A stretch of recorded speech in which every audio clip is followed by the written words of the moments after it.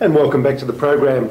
AFL football icon Kevin Sheedy picked up an award this year, and it wasn't for his contribution to the game, at least not directly. No, Kevin was honoured as the 2008 Australian Thinker of the Year.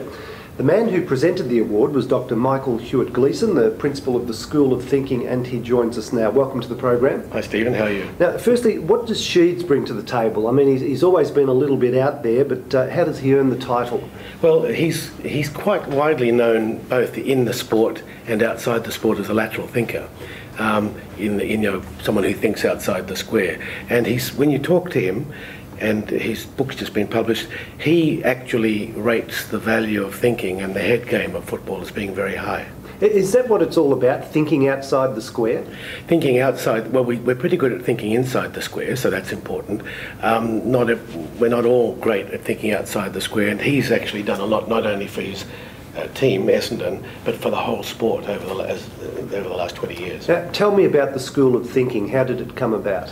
The School of Thinking was started by Edward de Bono and I in New York about 30 years ago, and the purpose of it is to teach thinking as a skill. How do you go about that? Well, we have lessons which we teach. I run it now. Last year, and the school's online now on the internet. Last year we sent out 1 million thinking lessons to members in over 46 countries. Mm-hmm. Well, let's take a case study. An average everyday thinker, me. Yeah. How would you teach me? How would you develop my ability to think? Okay. Well, the most difficult feat in thinking is escaping from our point of view. The brain gives us a point of view, and mostly because of the right-wrong system, we've been taught to defend our point of view. I'm right, you're wrong. The right-wrong system? Yeah, yes. the right-wrong, the Greek logic system, 2,500 years ago. So I'm right, you're wrong, and we're very good because we have vast brain power at defending the rightness of our point of view.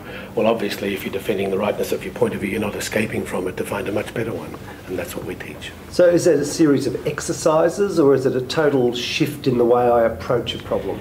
Both, Stephen, and the way we do it is through the exercises. So, in other words, say someone wanted to be an opera singer or be a marathon, we can all sing and run, but if we actually pay attention to techniques, to skills, to drills, and practice and practice and practice those, we can go from being an ordinary runner to a world-class runner. What does it cost?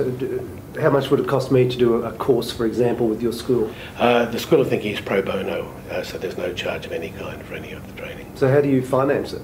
Well, I do a lot of work in the corporate area for business and in other areas, and I use the fund, we charge them because they've got the money, and the money and resources and funds we get from the corporate area funds the School of Thinking.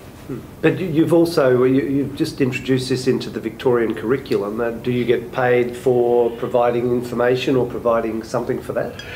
No, yes and no. The mission of the school was to get it on the curriculum, and that was just a mission that's been accomplished now, and there was no compensation for that. Whether people teach our methodology or someone else's isn't as important as actually teaching it. On the other hand, I do get invited to schools and educational bodies to do talks, and I get paid for those talks. Now, there was some controversy, wasn't there, with Edward de Bono and the 6 thinking hats? What was that all about? Well, that was way back when, 20 years ago, that we've moved on from there. There was a small controversy over how that came about. We say it was from the School of Thinking. Edward says he thought it up, but it doesn't matter. The important thing is that it's actually being taught throughout schools throughout the world, and that this mission has largely been accomplished. Okay, thanks very much for joining us. Thanks, Stephen.